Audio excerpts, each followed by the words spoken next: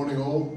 President, guest fellows, thank you so much for inviting me here today, Joe. And it was quite unexpected. And I'm sure I'm not the only friend of George. And like you, I'm going to read this because I want to get it right. He meant so much to me and to all of you, I'm sure. I'm not going to talk about George's many Rotary years, but about George the person. But I would think that the title for George's story would be best described as a man who loved Rotary.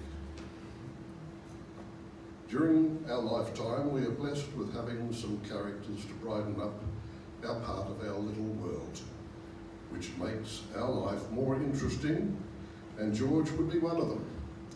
He's up there with Kerry Packer, Renee Rivkin, Daryl Kerrigan of Castle fame, and Jenny Little, just to name a few. A real character.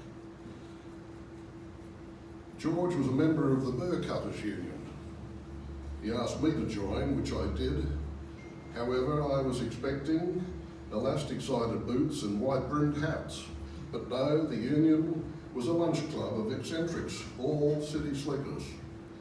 On the day of the lunch, George would kindly collect me and insist on driving me from St Ives into the city venue on Broadway. Every month to the luncheon, for those 45 minutes, I was captive in that car. George was a raconteur of sorts, and initially I used to hang on every word. But it soon dawned on me that he'd never finished a story. No full stops or commas for our George either. It was non-stop talk. In the early days, I was dopey enough to ask questions, which then turned into another story that would also never finish. All of this nattering was going on while the radio was pumping out talk-back more music. So I could hear our Georgie boy and his stories. Forever hoping one would have an ending, I would sneakily turn the volume down, usually when he was looking the other way. But in no time, his hand would reach out and the volume dial would be turned up for more sound. I'll then move on to what was already mentioned about George the photographer. For decades, George would be the club's official photographer.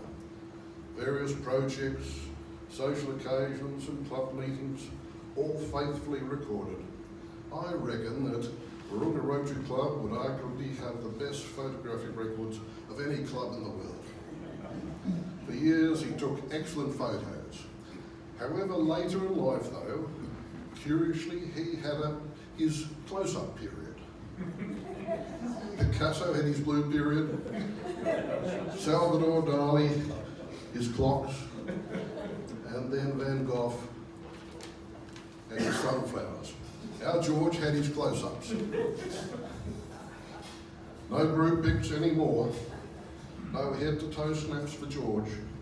He insisted on close-ups of people's faces, all developed in high contrast, which showed every wrinkle and bruise.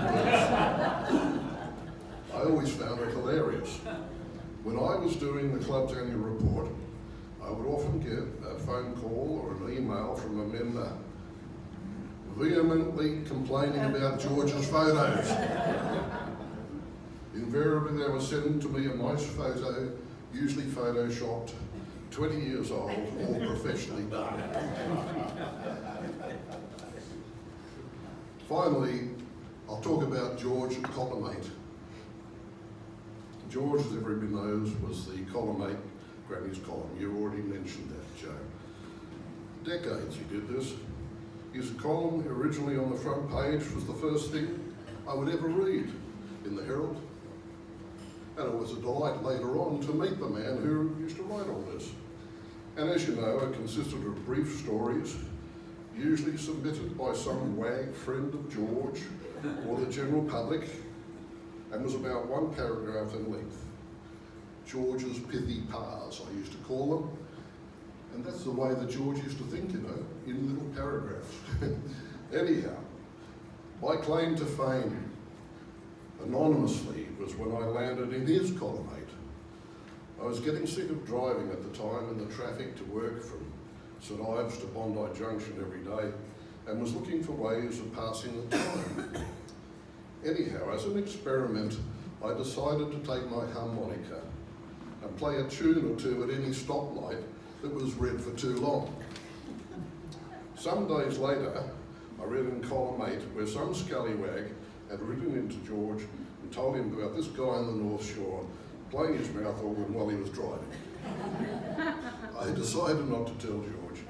It was me, and I did not want him to think I was strange.